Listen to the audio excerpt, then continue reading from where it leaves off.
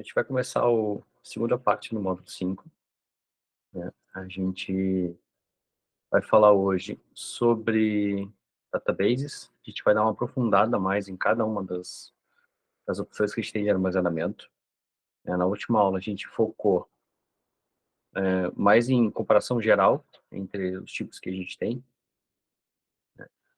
Vamos lá. Bom, para quem não me conhece, sou Fernando Cedrez. Aqui nesse QR Code tem o linkzinho lá com o meu LinkedIn. Basicamente, qualquer rede social você vai me encontrar com FM Cedrez. LinkedIn, Instagram, Twitter, vocês vão me encontrar nas redes sociais, normalmente com esse mesmo login. LinkedIn, que é a mais profissional. Se vocês gostam de cozinha, aí é o Instagram, que vocês vão ver eu cozinhando lá, basicamente é meu hobby, é cozinhar.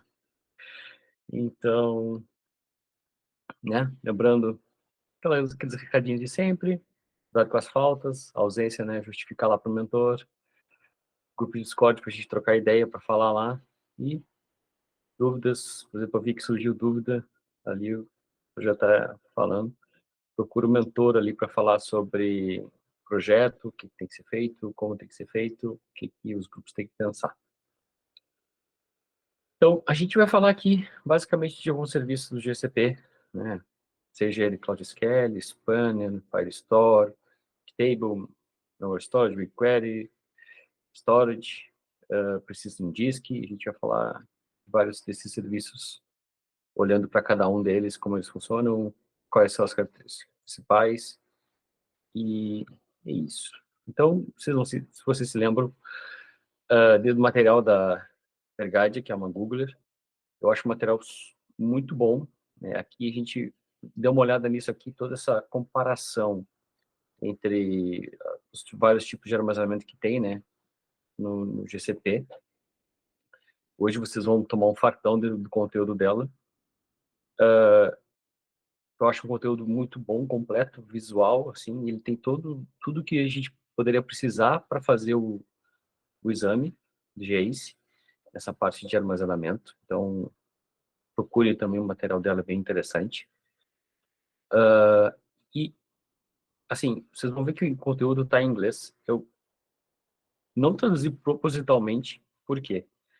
A maioria dos materiais que vocês vão achar estão em inglês. Infelizmente, na área de tecnologia, eu considero uma barreira de entrada, né? Tem que entender inglês, facilita, consegue pegar, ler livros, ler materiais antes deles chegarem, digamos, no Brasil, também em inglês.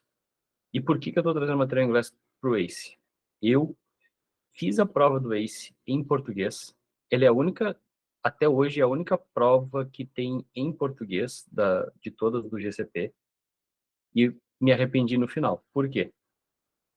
Eu uso o GCP em inglês, boa parte do material de estudo está em inglês, tu acha mais fácil em inglês, e aí chegou na hora, tinha alguns termos que eu não entendia a tradução, e me atrapalhou um pouco.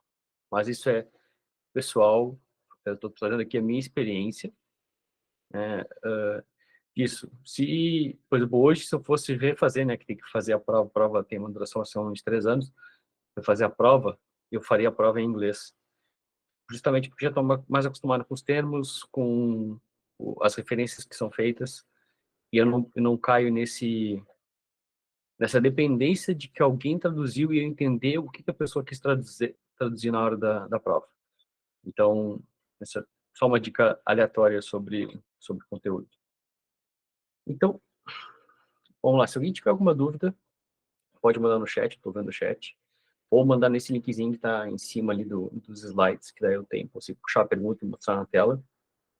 E é isso. O que a gente vai começar hoje, né? Tipo, primeira coisa, Cloud Storage. A gente vai ter 2 momentos, né? São bases de dados e armazenamento. Então, o Cloud Storage, ele é um serviço de armazenamento geral, de artigos que não são estruturados. Então, a gente consegue armazenar arquivos, seja lá um CSV, por mais que o CSV não tinha estruturado, né? Mas vídeo, áudio, imagens. Então, uma série de serviços e produtos podem ser usados junto com o Cloud Storage. Por exemplo, eu tenho um site, eu preciso armazenar aqueles thumbnailzinhos das pessoas, armazenar uma imagem, provavelmente o pessoal vai usar um Cloud Storage para fazer isso aí. Ou os áudios de um aplicativo que tu grava o áudio e envia para uma pessoa, provavelmente é um Cloud Storage que está fazendo isso aí. Então, para que ele serve, né? Ele tem uma escala global, consigo espalhar ele por várias regiões. Isso é muito interessante porque eu consigo, por exemplo, eu posso ter um storage atendendo uma região dos meus clientes que estão nos Estados Unidos e um storage atendendo meus clientes que estão no Brasil. Então, eu boto esse armazenamento, esse storage, numa região mais próxima dos meus clientes. Por exemplo, eu posso deixar toda a minha aplicação rodando num GCP nos Estados Unidos, porque é mais barato, mas deixar o armazenamento no Brasil, porque vai diminuir a latência para o pessoal usar, que está armazenado lá. Então, entendo que isso aí é regra de negócio, né? Entendimento de onde está teu cliente, que tipo de artefatos tu está usando no teu aplicativo, na tua solução. Então, e aí a gente pode usar dessa estratégia de onde colocar, em que região colocar, de acordo com a nossa solução. Então, tem que entender muito bem isso aí, né? O que é importante, assim? A gente consegue organizar são chamados de buckets, né? Locais de armazenamento. A gente pode organizar ele como se fosse uma estrutura de diretórios de arquivos. A gente tem lá a organização, o projeto, eu posso criar várias pastas dentro desses projetos. Eu posso ter esse projeto também público, né? Eu posso ter que esse bucket é algo não público, que ninguém consegue acessar, só uma conta de serviço ou coisas do tipo, ou ele pode ter público e eu quero que isso seja acessado por outras pessoas. Um caso bem comum de uso de um bucket, né, de um storage público, é armazenamento de site estático, né, para fazer host no site estático. Não sei se vocês sabem, mas no Cloud Storage a gente pode pegar o site HTML, CSS e JS que seja feito a renderização do lado do cliente, a gente pode armazenar ele no Cloud Storage e atrelar isso a um DNS, um serviço de resolução de nome, e ter hospedagem ali. Então, é uma solução barata para armazenamento de site estático, parecido com o que a gente teria, sei lá, em outros, tipo GitHub Pages ou Vercel. É bem parecido essa forma de armazenar no storage. Eu acho que, assim, o que a gente deve ficar para a parte de exame, assim, os tipos de classes de armazenamento. Alguém conhece essa parte de classes de armazenamento? Já ouviu falar? Para que serve? Como é que funciona?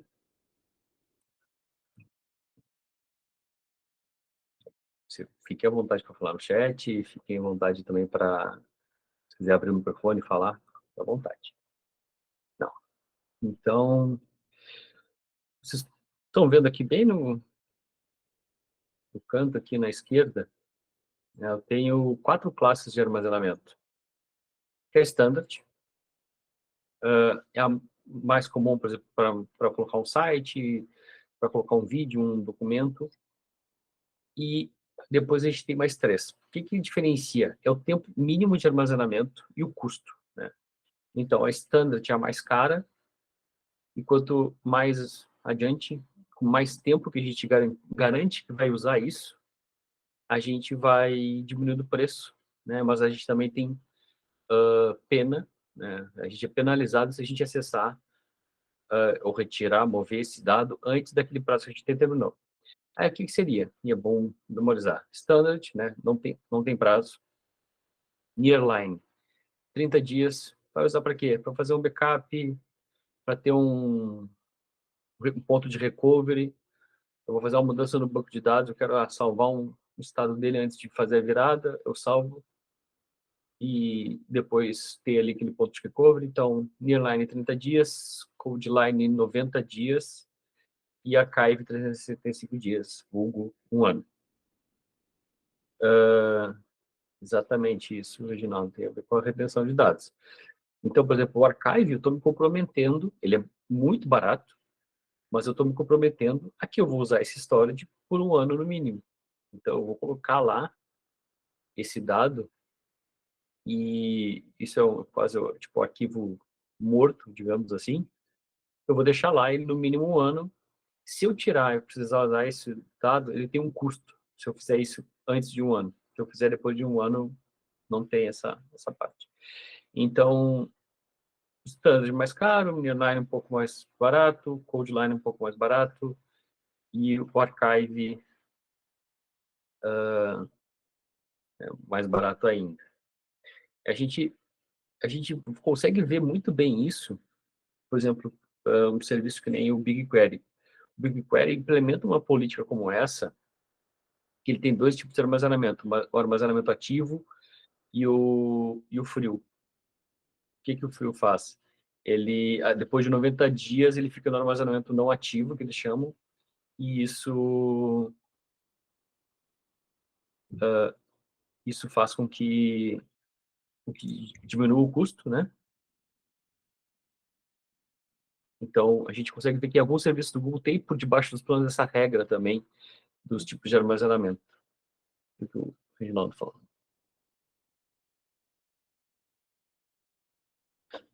Sim, Reginaldo, a responsabilidade dos dados por controlar os dados segue sendo sua. Tu vai dizer, eu quero um armazenamento de um tipo ou de outro tipo. Tu pode implementar políticas de que, se o dado, por exemplo, se o dado não for acessado há mais de, sei lá, 90 dias, ele vai ser redirecionado para o Codeline. Tu pode setar, tu consegue fazer isso como... Agora eu não sei se eu posso botar a política direto no bucket, mas eu costumo fazer isso aí usando o Terraform, tu consegue definir as políticas lá de retenção e ele fazer esses movimentos sozinho para os níveis de armazenamento. Mas, assim, sendo bem sincero, eu basicamente não uso o Nearline, normalmente eu uso Standard para coisas do dia a dia, o Codeline para fazer backups e o Archive para... normalmente o Archive são coisas, eu preciso manter 10 anos isso por causa de legislação. Eu preciso manter isso aqui por 5 anos por causa de legislação. Normalmente vai para o Archive, né? Porque não... Assim, os 30 dias ali eu acho muito pouco do Nearline. Então, eu prefiro manter ele no... É que vai de casa a casa, né? Mas eu prefiro manter ele no Standard ali, esperar os 90 dias do Codeline para depois... Ou depois jogar para o Archive. Então, é aquela coisa. Tem que ver o qual é o teu uso, né? Por exemplo, pipelines de dados é bom, tipo, normalmente tem pipeline de dados, eu posso precisar reprocessar, sei lá, demora às vezes 5 dias para validar o pipeline. Deixa ali no standard, depois que eu garantir que ele foi processado, que aquele dado está correto, já, se eu tenho um stage que guarda os dados no GCS, depois eu jogo lá pro Codeline e segue o jogo. Bom, outra coisa interessante de ressaltar para a questão de segurança, né? O GCP no serviço deles, normalmente ele fornece a questão de gerenciamento, ele cria as chaves para ti e tudo que está lá está criptografado, né? Tendo acesso com a conta de serviço ou com a conta pessoal, tu consegue criptografar e acessar esses dados. Mas tu também pode trazer, muito por questões de, por exemplo, de LGPD e leis gerais de proteção de dados de outros, às vezes tu precisa garantir que a chave de criptografia seja gerenciada por ti ou tu tem que trazer de um outro serviço, criptografar, é uma criptografia externa, pode também usar isso na tua camada de segurança. Bom, o outro tipo de armazenamento que a gente tem é o Firestore, que é aquele armazenamento que é como se fosse um disco que tu bota na rede, né? É o famoso Network File System. Então, assim, não me lembro de aparecer muita particularidade dele nos exames, é basicamente tu saber que tu pode usar ele, tu pode usar ele em clusters, tu pode ter, por exemplo, várias máquinas montando esse disco e fazer esse compartilhamento de disco entre máquinas. Às vezes é interessante, tu precisa para algum evento, sei lá, de streaming, fazer esse tipo de entrega. É interessante tu ter essa possibilidade de usar isso, né? Ele tem vários tiers de uso, né? Tem o básico lá e tem o de alta escalabilidade e alta throughput, que é o high scale. Então não tem muito mistério. Às vezes tu precisa de alguma coisa para fazer talvez um banco compartilhado ali. Às vezes tu tem dados que são datasets que são muito grandes e tu quer possibilitar que isso seja feita análise de um cluster com várias pessoas acessando aqueles dados. Às vezes é interessante, tu cria um file store e deixa isso ligado no cluster que está fazendo o processamento dos teus dados. Então, tu pode conectar ele em cluster de Kubernetes, pode conectar em dispositivos de rede, em Computer Engine, pode conectar qualquer serviço, basicamente, que tenha essa possibilidade de montar o sistema de arquivo. No servidor Linux é bem fácil de fazer isso, é bem tranquilo de se usar no dia a dia. E aí, acho que aqui tem mais uma ainda, né, que é os discos de persistência, que vocês vão ver mais eles quando vocês estiverem usando Computer Engine, né, usando as máquinas virtuais que o GCP fornece, que aí vocês vão escolher basicamente qual é o tipo de disco que vocês vão usar.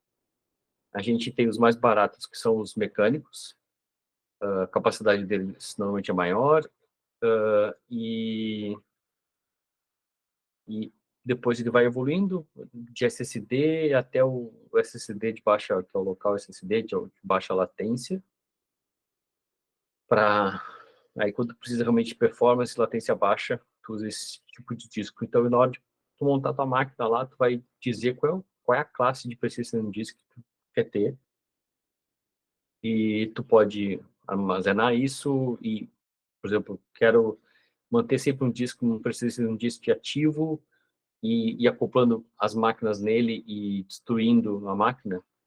Tem um horário que eu não uso a máquina, mas eu quero manter o disco ativo, consigo fazer isso perfeitamente. Acho, já usei bastante isso como solução de redução de custo e de manter as coisas, quando não tem muito dinheiro, para manter as coisas funcionando de uma forma fácil. E aqui também, vai poder colocar isso num cluster lá orquestrado pelo Kubernetes ou Computer Engine.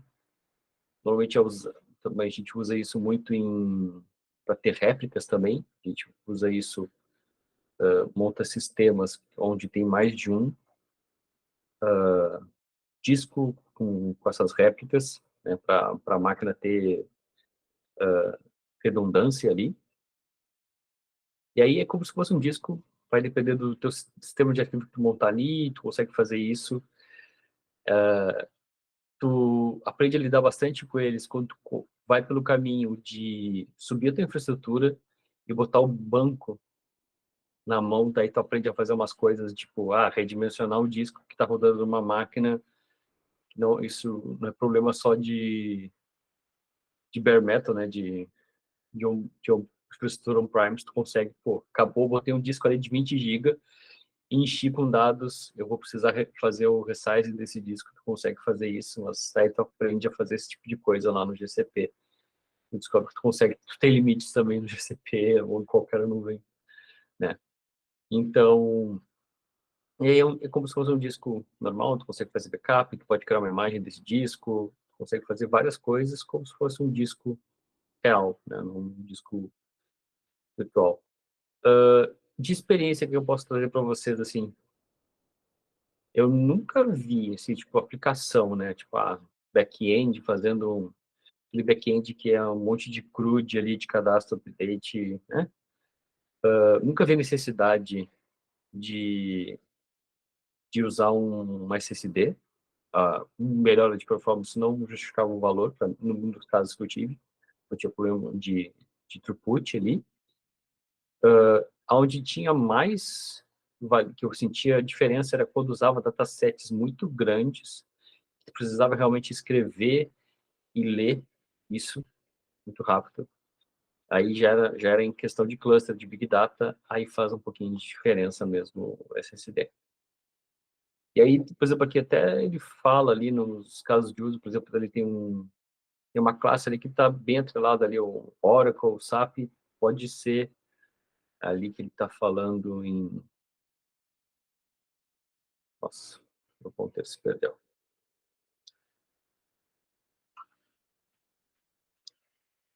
Aqui vocês vão ver, ele está falando ó, em bancos específicos e cache, então às vezes tem essas questões de disco que é o banco tem, tem essa necessidade por questões de paginação, aí tu tem que olhar quando tu está montando a infraestrutura, o banco que tu está colocando nesse disco.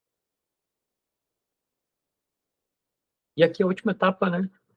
A questão de escolha, como é que eu escolho esse disco, para que vai me servir?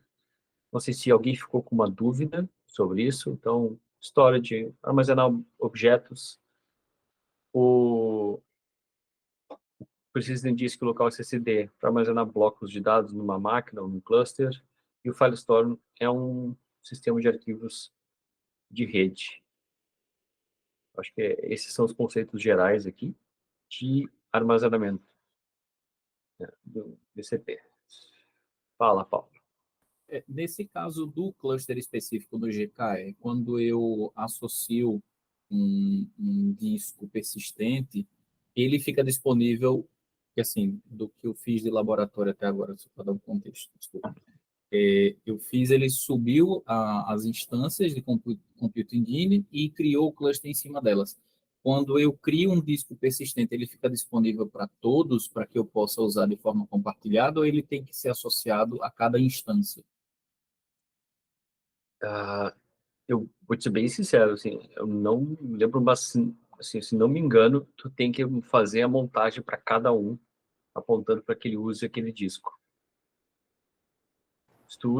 Acho que se tu usar o GK, ele consegue gerenciar isso aí para ti.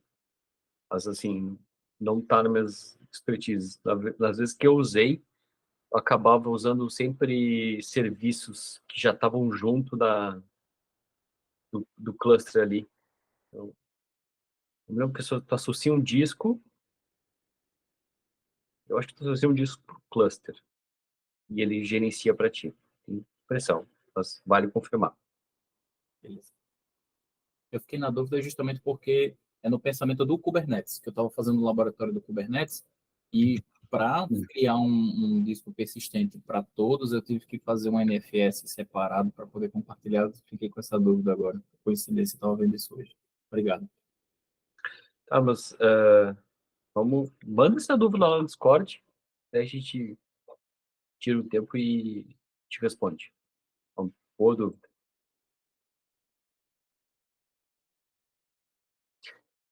Mas alguém tem alguma dúvida nesse ponto aqui de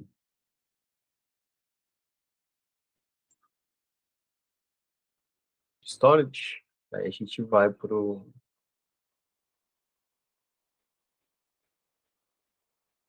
O Reginaldo tá respondendo o Paulo ali.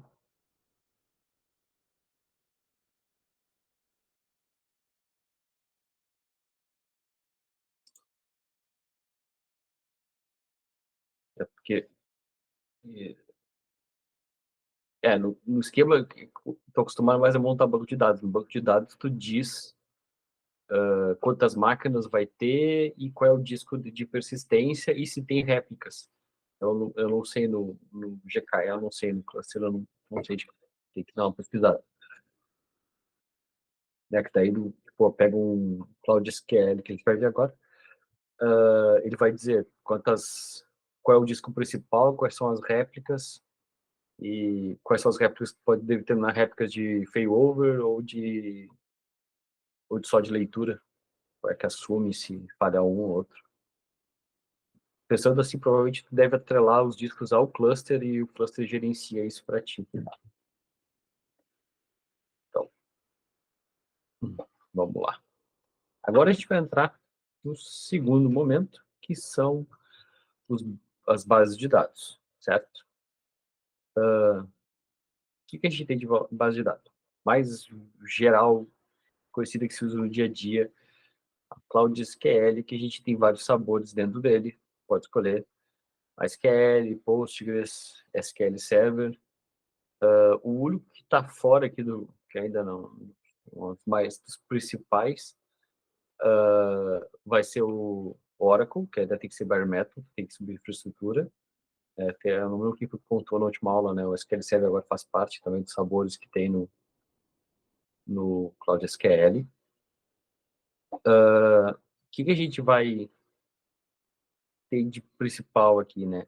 A forma como a gente sobe, que é aquilo que eu falei agora há pouco, né? A gente sobe ele, a gente vai dizer quantas instâncias, qual é o GPU que ele precisa, quanto de memória, quanto de armazenamento, e essas questões de, eu tenho réplica de leitura, eu tenho situação de failover, né? Se o disco de escrita falhar, vai assumir um outro. Eu vou ter questões de réplica, se eu vou ter réplica local, regional, multirregional, isso aí consegue dizer quantas zonas. Normalmente, em produção, vocês vão ver que tem alguns ali no próprio GCP, ele não vai te permitir colocar tipo, com um, não é um core, tipo, com uma máquina com 2 GB de RAM, ele não vai te permitir colocar assim como ambiente de produção. Quer dizer, ele vai meio que te barrar, consegue fazer, mas ele meio que vai te barrar, porque, se não me engano, por exemplo, um Postgres, tu precisa no mínimo 4 GB de RAM para fazer ele funcionar bem, né? Então, e questões, por exemplo, que ele vai gerenciar para ti. Ele vai gerenciar toda a infraestrutura, tudo que tu precisaria gerenciar se tu tivesse alguém cuidando desse banco, né? Então, ele vai gerenciar criação disso, criação de réplicas, a questão de backups também, a questão de paginação, reindexação. Tu pode configurar tudo isso aí, tu consegue fazer janelas de manutenção, dizer quando que pode ser atualizado, tu consegue fazer toda essa parte de orquestração do banco através do GCP. Que mais? Outra questão que ele traz no serviço ali também é a questão de migração. Tu consegue fazer aquilo de ter uma base e fazer o sync dela e promover uma que estava como réplica para ser a principal, né? Então, tu tem toda essa gestão de banco de dados, que são coisas que, assim, às vezes a gente que está desenvolvendo tem pouca experiência com produtos em, em produção, é aquelas coisas assim, isso nunca vai me dar problema, eu já usei banco de dados fazendo o que eu uso, mas quando bota o banco de dados para rodar e tu vê o pessoal escrevendo e aquilo, tu enche um disco de 20 GB fácil, fácil, porque tu tem indexação lá por trás, tu tem toda a questão de tabelas, toda a parte que ele faz, além dos dados que estão sendo armazenados, que o banco de dados em si traz como infraestrutura, né, para o serviço que ele é, a gente se esquece disso e às vezes quando vê tá com o disco cheio, começa a falhar o serviço, tu não sabe por quê, aí tu vai tentar entrar na máquina, tu não consegue entrar na máquina porque o disco está cheio, tu não consegue gravar mais uma linha de log no banco de dados, aí tu começa a suar. Então, é uma das coisas assim, ó, que eu indico. Se tu não tiver problema de dinheiro na tua infraestrutura de cloud, terceiriza para cloud que for, terceiriza a gestão de banco de dados, porque é caro. Tu precisa de alguém que saiba o que está fazendo, senão tu pode perder todas as informações de produção ali por uma bobagem. Economizar nesse ponto é aquele barato que sai caro. Então, aproveita que tem serviços, qualquer uma das clouds tem serviços bem estruturados e bons.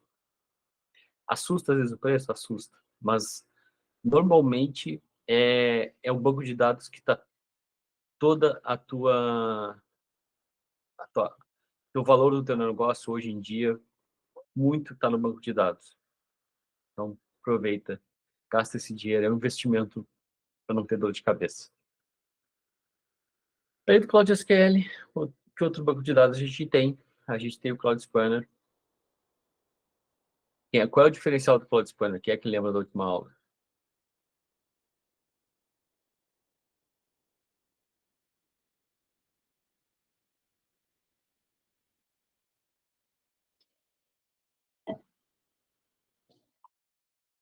É isso aí, ele é um banco de dados global. Então, esse é o principal diferencial dele. Ele tem, se não me engano, um modo de compatibilidade com o Postgres, que permite usar as instruções ali do Postgres, na base relacional, de escala global. Então, como a gente citou ali na última aula, né? Por exemplo, uma situação de uso é o jogos, né? Ele faz toda a gestão para vocês do armazenamento, dos discos que tem, as zonas de balanceamento de carga entre essas zonas. Ele tem sincronia entre os clocks também, isso é muito importante, que é uma coisa que às vezes é difícil de manter a sincronia dos clocks entre as instâncias ali. Eu não trouxe ali que tem um case que o pessoal usa para aplicativo móvel. Então, esse é o banco normalmente, uh, às vezes as pessoas não têm oportunidade porque ele justamente é usado para cenários específicos, assim. Uma coisa que é interessante falar, que eu até falei agora, tipo, ele tem compatibilidade com Postgres, não cai nessa versão do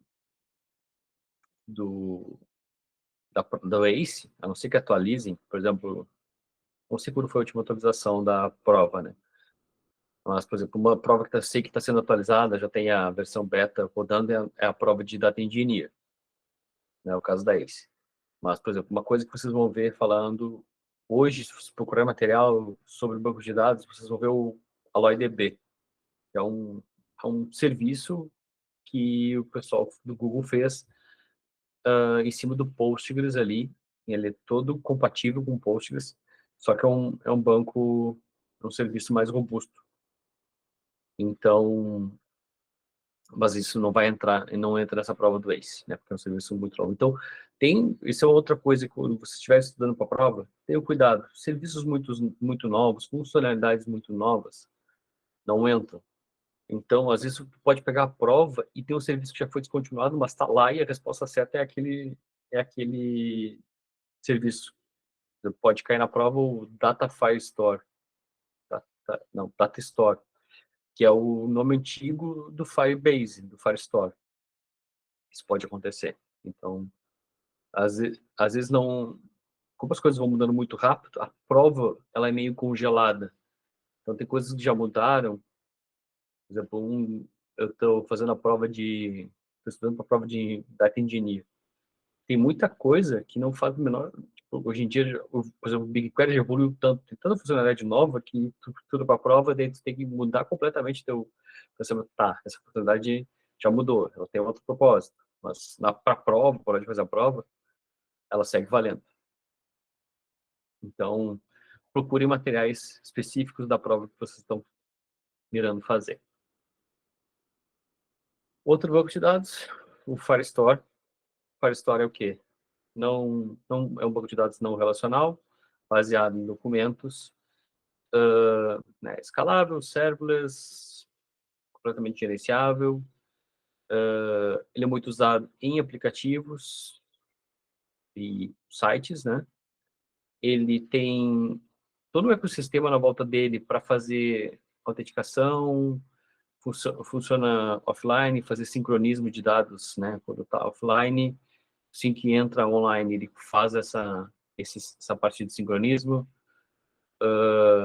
Autenticação, outra coisa, o SLA dele é bem alto, né? Se alguém já conhece esse conceito de observabilidade, né? De SLA, SLI, SLO, ele tem esse conceito aqui de 3 noves, né? Da garantia de serviço. Então, quanto mais noves depois da vírgula, mais caro para manter o serviço e maior a confiabilidade. Eu não vou me lembrar agora de cabeça quantos é 3 noves depois da vírgula, mas é tipo, se não me engano, é horas fora do ar durante um ano, pouco tempo. Então, que mais que pode cair na prova? Ele tem uma limitação de documento, se não me engano, é 10 mega, né, o documento dele. Eu posso, claro, fazer referência a outros documentos porque muito aquela referência de valores de um outro documento.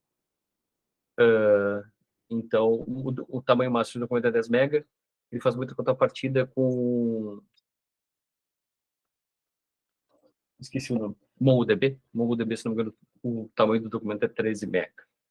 Mas daí tem soluções que a gente consegue fazer e, e, e aprender como é que usa ele. Tipo, uma coisa que tem como funcionalidade, mas a aplicação do dia a dia eu acho horrível de usar, é custoso pra caramba de usar, é a parte de busca. Não faz o menor sentido, para mim, na cabeça, num banco de documentos, tu fazer essa parte de busca, né? Porque normalmente quando tu tá gravando o documento, tu sabe exatamente onde ele tá, e tu vai direto onde ele tá. Então, ele é muito usado, sim, em IoT, mas para IoT, dependendo do teu volume de dados, tu usa, que eu acho que é o próximo, o Bigtable. O Bigtable, porque ele tem um throughput maior. Quando a gente está falando, sei lá, de operação de sensores de uma plataforma de petróleo, ou de uma usina, normalmente é o Bigtable que aguenta mais o tranco na parte não relacional. Então, que ele tem um throughput maior, ele tem, né, vocês podem ver aqui, tipo, o throughput dele de escrita de 10 megabytes por segundo, o 220 de leitura, ele é compatível com vários ecossistemas através das APIs do HBase, então Spark, Hadoop, Apache Beam, o próprio HBase, né, o Apache HBase, facilitam essa integração e para lidar com grandes volumes de dados, né? Ele chega a, né, petabytes de dados, ele é muito usado ali em coisas tipo IoT, transações, modelos, ele tem todo esse suporte. Então, não relacional, que é com um throughput alto, provavelmente usa o Bigtable em vez do Firestore. Então, é uma questão de escala. Se for por esse lado de pensar na prova, normalmente a IoT, se vier a palavra IoT e não relacional, vai estar mais associado ao Bigtable que o Firestore. O Firestore vai estar mais associado a web e mobile. Ele traz toda a infraestrutura de otimização, de roteamento, de layers, né, das camadas de receber as mensagens e gerenciar isso para a gente. Isso, acho que é o principal ali do Bigtable. Ele é muito usado na parte por essa integração com as APIs do HBase, ele é muito usado em Big Data também.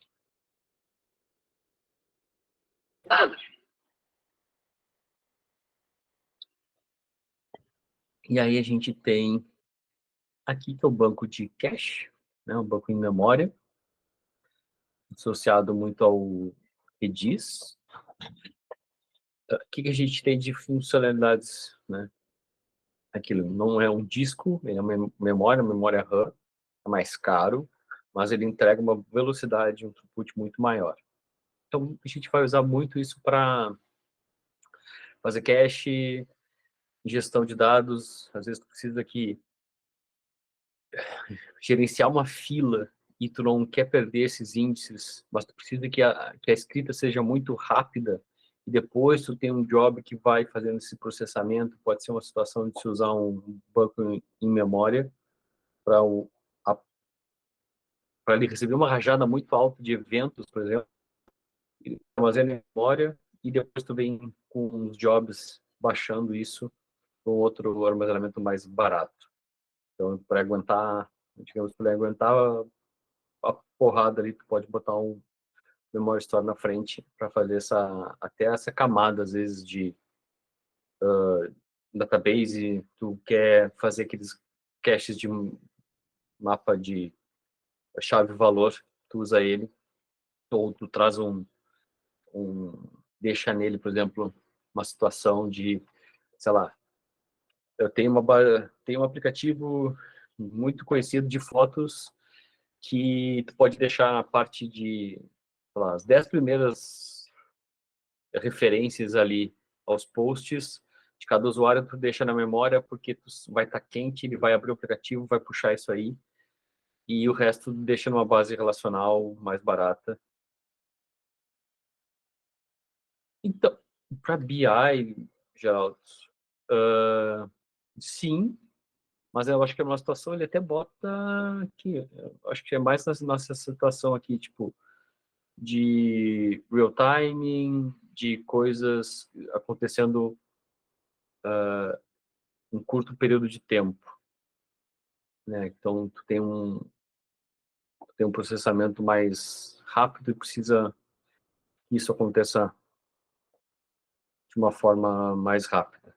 Porque dependendo do teu throughput que tu precisa, tu pode ter outras soluções também. Por exemplo, tu consegue ativar no BigQuery, tu consegue ativar o módulo, até puxando o gancho, né? A gente tem o BigQuery também, que ele é um banco mais analítico, né? Vamos lá, ele é um data warehouse e, né, a entrega dele é na escala de segundos. Ele não entrega em milissegundos, mas tu pode ativar o módulo de BI dele e ele começa a entregar algumas consultas, né? Ele vai fazendo o cache por debaixo dos panos, usando o módulo de BI. Então, o que tem no BigQuery aqui? A gente, Data Warehouse escalável, é um banco colunar. A gente, então, em vez de buscar por rows, a gente consegue gerenciar ali, os dados estão todos armazenados em colunas ali. A gente consegue trazer só uma coluna, fazer particionamento por colunas, a clusterização por colunas. Isso facilita a forma de consumir esses dados e diminuir o custo, né, na hora de fazer uma consulta. Porque, em vez de... Então, para mim, a principal coisa que mudou quando eu comecei a usar o BigQuery foi aprender que trazer cada coluna tem um custo. Então, eu parei de usar o asterisco, né? Vou buscar uma tabela. Busca exatamente as colunas que tu precisa, as colunas que tu vai usar. Seja para trazer ter certeza daquilo que tu tá usando. Então, e ele tem toda uma questão de... o BigQuery hoje em dia ele é um ecossistema, eu até faço uma última palestra sobre isso, porque ele deixou muito de ser um data, só para um data warehouse. Ele tem várias soluções hoje em dia dentro. Tem a parte de BI que tu consegue ativar nele, ele tem a parte de geoespacial, consultar o... Como é que é o nome? GSIS? GSIS, que tem lá no banco que tem isso aí, o Postgres, né? Que é a parte de banco geoespacial, que é o de posicionamento de satélite e referências. A gente consegue também ter no BigQuery. A gente tem a parte de modelos, que é o BigQuery ML. A gente consegue deixar pronto modelos, regressão linear, ele já tem pronto, a rima. Hoje em dia, inclusive, a gente consegue usar o Vertex AI, criar um modelo no Vertex AI, fazer implantação direto no BQ, facilita bastante essa, porque daí tu já está com teus dados armazenados ali e tu faz esse processamento ali. Ele está ganhando essas capacidades de o BigQuery Omni, então hoje em dia eu já consigo conectar ele, eu já conseguia conectar direto no GCS, lá no storage, mas hoje em dia eu já consigo conectar direto no S3 e buscar os dados de lá, e no Azure, eu não me lembro o nome do serviço da Azure, de armazenamento, eu consigo buscar direto os dados lá, só configurando a camada de interconexão entre as clouds e ter o dado armazenado lá, porque às vezes, sei lá, minha infraestrutura está toda na AWS, os dados estão sendo gerados lá, eu faço o armazenamento disso aí no S3, mas daí minha parte de BI está ali, como o Reginaldo falou, o Locker Studio, tem o Looker também,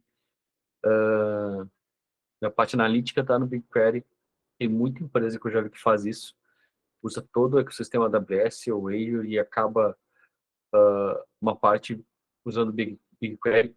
Tem muita empresa que acaba caindo no BigQuery por causa do ecossistema do Google Analytics, que ele já tem integração pronta também dos dados do Google Analytics para o BigQuery. E isso vem surgindo cada vez mais, esses conectores para trazer os dados e realmente concentrar tudo ali. Hoje em dia é possível fazer pipelines de dados de transformação usando SQL, tudo dentro do BigQuery, fazer o agendamento disso, a execução, as transformações, a validação de dados, catálogo de dados, linhagem de dados. E aqui eu já estou entrando na aula de quinta-feira, vou parar por aqui, mas hoje em dia o BigQuery é um ecossistema bem grande para a parte de Data Analytics. Então, essa aí foi a última base, que é o Data Warehouse. A gente, depois, o que a gente tem aqui, né? O que a gente seleciona nessa parte de Data Warehouse? Como é que a gente faz a distinção, né? Se é uma base relacional ou não relacional, a questão de escala global ou não. Aqui vocês podem ver que já tem o AlloyDB nessa, ele está bem atualizado, é de 2023. Então, Managed Postgres compatível com o Postgres 100 vezes mais rápido para Analytics, 4 vezes mais rápido para transações, e tem o SLA de 3 noves. Então, o que mais? Os bancos não relacionais, tem o Firestore e o Bigtable, né? Questão de throughput, principalmente a diferença entre um e outro, principalmente uma mais usada para IoT. Aqui fala, tem umas referências de carteiras de cripto, processamento em batch de dados não estruturados, já para aqui, web mobile. Então, normalmente, se vocês forem fazer a prova, essas referências aqui. E uma coisa assim, tem consciência aqui que vocês estão fazendo a prova do GCP. Não é porque vocês conseguem dar uma... Vamos lá. Eu consigo usar um Cloud SQL para ser performático no aplicativo mobile, que é o indicado, né? Eu consigo fazer Cloud SQL performar e ser super bom para o meu back-end do meu aplicativo mobile. Beleza, eu consigo fazer isso. Mas a recomendação do GCP, pelos artigos, pelos materiais que tem, a recomendação é use o Firestore. Vai fazer mais sentido. Então, lembre-se disso na hora de responder uma pergunta. Qual é a recomendação do, do GCP? E às vezes tem justamente essa frase. Seguindo as recomendações do GCP, seguindo as recomendações seguindo as boas práticas do Google Cloud. Então, vocês vão ver esses termos. Então, isso aí não é porque vocês conseguem, sei lá, eu poderia botar todo o meu aplicativo usando o memory cache, quero torrar dinheiro, vou gastar dinheiro com memória RAM e guardar tudo em RAM, posso ter um cenário de uso para isso? Beleza, eu posso fazer isso.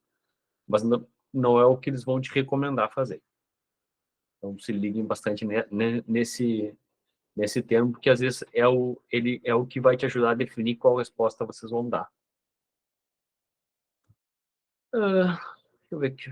Eu acho que a gente acabou nessa questão de bancos. Alguém tem alguma dúvida?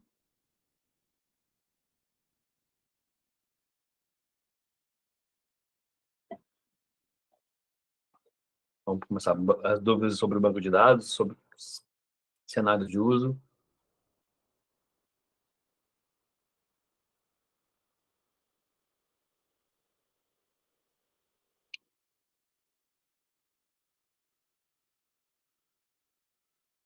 Certo. Então, essa parte era menor mesmo, né? A gente está com 1 hora, eu acho, de aula. Isso, 1 hora de aula. Essa parte é um pouquinho menor, porque é esse cenário de cada um dos bancos. Não tem muito aquilo que a gente estava falando, isso é muito da prática, tu vai aprendendo os detalhes de cada um desses bancos. realmente na prática. Por exemplo, ali na hora de escolher o Cloud SQL, eu vou, sei lá, eu já tenho aqui um SQL Server rodando no aplicativo, vou seguir com ele. Ou, lá, o meu ORM que está por trás do meu framework, ele foi feito para MySQL, ou foi feito para MariaDB, não roda bem com Postgres. Por mais que todos tenham, a gente sabe que tem uma diferença nos linguajares ali, então não tem muito mistério. E aí, aproveitar que a gente conseguiu ver todo esse conteúdo rapidinho, o que vocês acham da gente fazer umas questões de simulado desse capítulo aqui?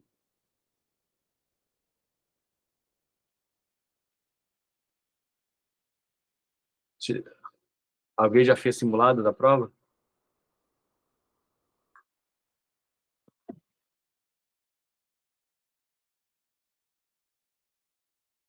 Vou puxar aqui o material, só um pouquinho, para tirar a tela. Então, vou dar uma palhinha para vocês.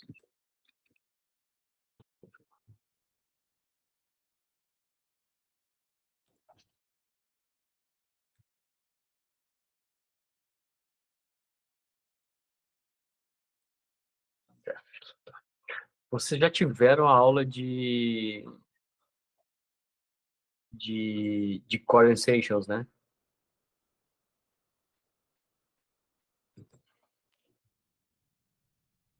Tá, então beleza. Só deixa eu confirmar uma coisa aqui. Dois.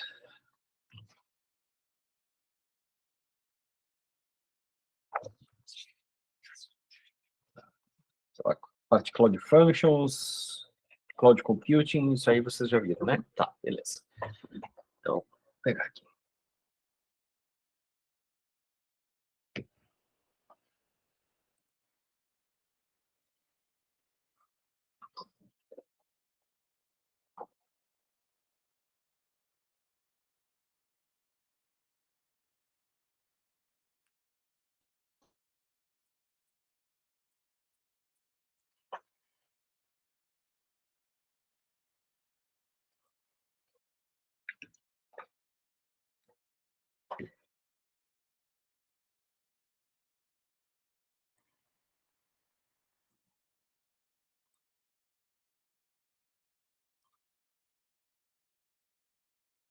Eu acho que deu browser, por favor.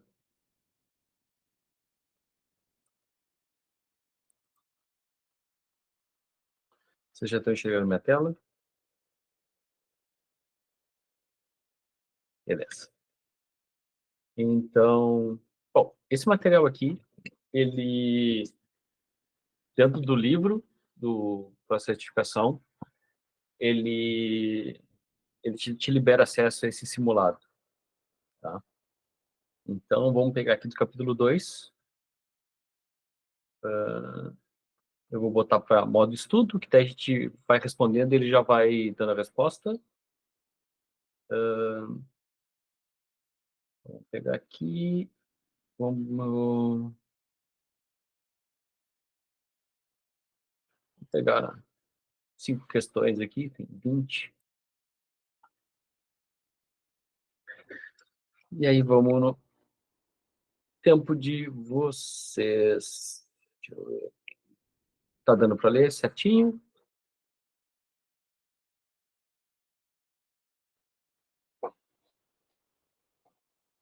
Bom, eu vou na de vocês aqui, vocês escolhem a resposta e eu vou colocar aqui. Ele vai, assim que a gente selecionar, ele já vai dar a resposta. Então, você é um desenvolvedor líder de uma aplicação que usa os smartphones do paciente para capturar dados biométricos. Esse aplicativo precisa capturar e armazenar dados no smartphone, mesmo quando ele não for possível transmitir os dados para o back-end. Quer diminuir, quer diminuir a quantidade de desenvolvimento necessário para manter os dados sincronizados entre o smartphone e o back-end, qual data store option vocês recomendariam para usar? Ah, ah, ah. Então, Firestore. É isso aí. Ó, até aqui, ó, tem ó, tipo de pegadinha. Não é o... Antigamente, eles chamavam Data Store.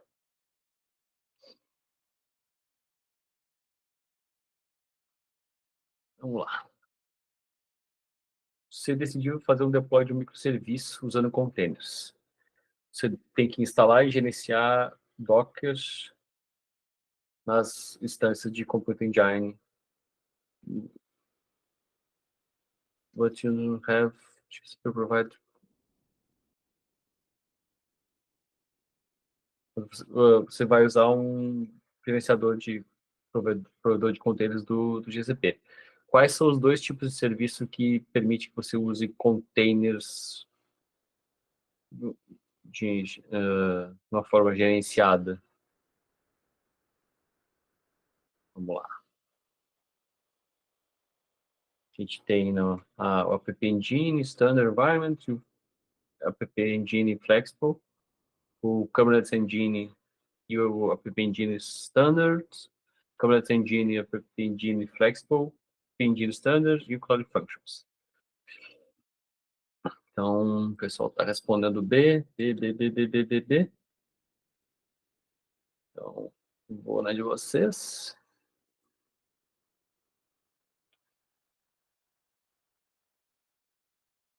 Vocês sabem por que não é essa?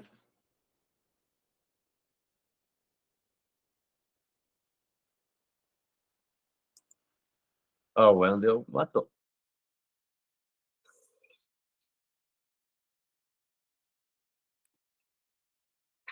Eu vou tentar recordar, mas se não me engano, o standard tu usa um repositório. Por, sei lá, por debaixo dos panos eu não sei como é que roda. Por exemplo, Cloud Functions, a V2, ela roda em container. Eu sei que por debaixo dos panos ela roda por container. Mas no standard, tu manda um repo, faz um deploy e ele sobe lá. Aí no Flexible, tu usa o container. Tu aponta para uma imagem. É que isso aí mudou também. Então, é um serviço que eles estão desincentivando também. O App Engine já tem o serviço novo lá. Bom, mas é isso. É esses detalhezinhos que faz a gente... O Cloud SDK pode ser usado para configurar e gerenciar recursos de quais serviços?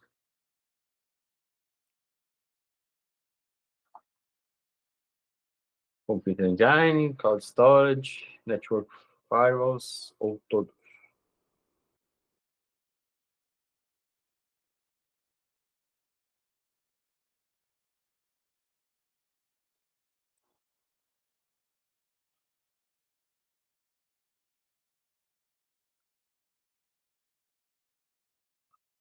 Vamos lá. Posso eu D, então? Certeza disso? Ninguém tem uma posição contrária?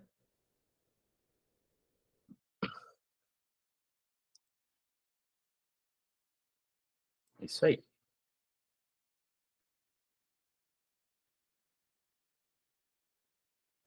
Agora que eu vi, tem aqui embaixo.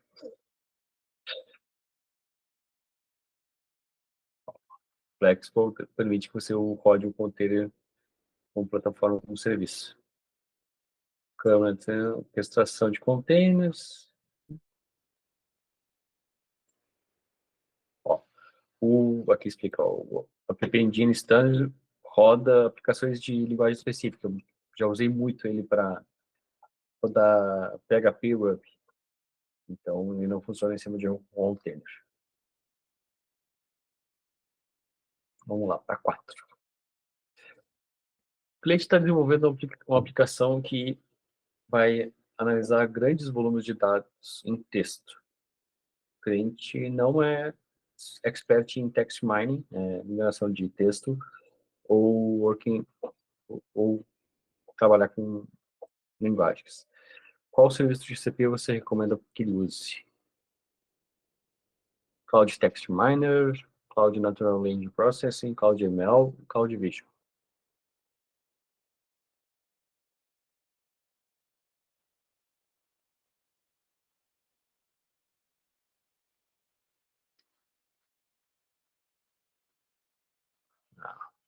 Essa vocês não estudaram, tá? Vamos lá, então vamos por eliminação. Cloud Vision não deve ser, né? Cloud Machine Learning, genérico, pode ser. Natural Language Process, talvez. Text Miner, essas três ainda poderia ser. Mas vocês foram, a maioria foi de C. Vamos lá. Você tá.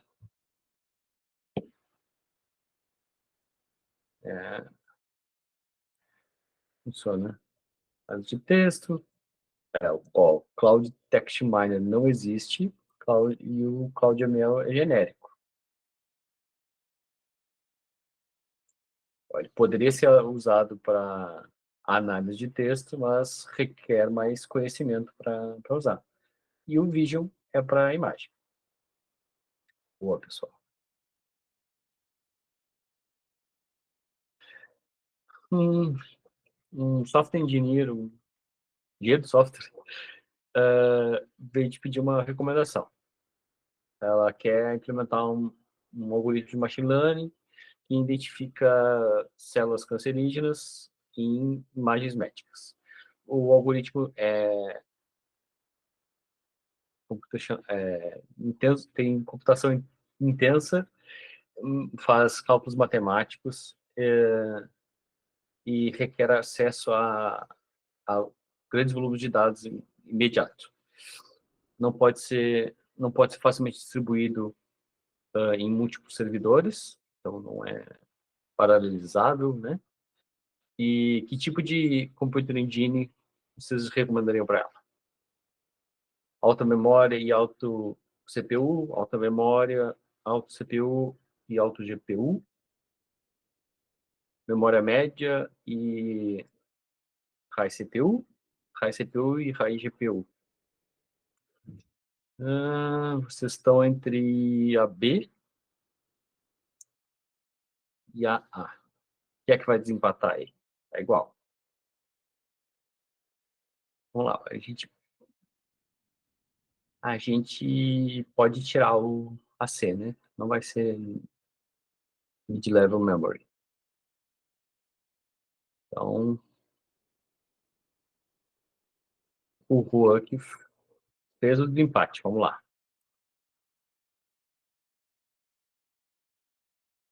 Por que é o correto, né? Precisa realmente de high CPU. A questão de cálculos matemáticos aí faz justamente essa diferenciação, porque eu preciso do GPU, que ele é melhor fazer cálculos matemáticos.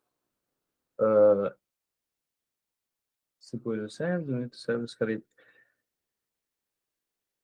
e a memória entra por causa que tu precisa acessar grandes números de dados. Então, normalmente, quando está fazendo machine learning, tu joga isso para a memória, né?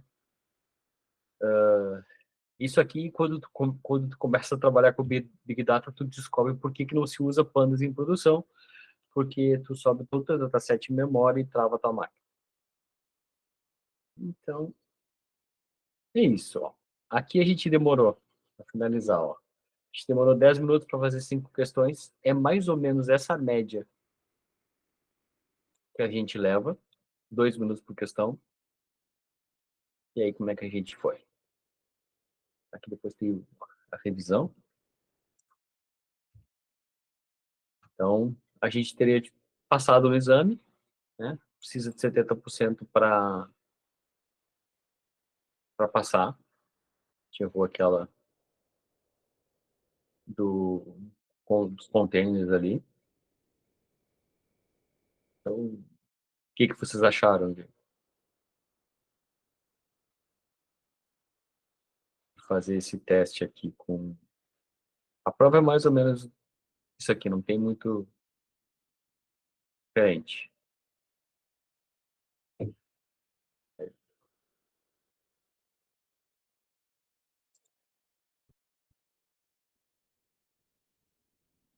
Então vamos encerrar a gravação aqui.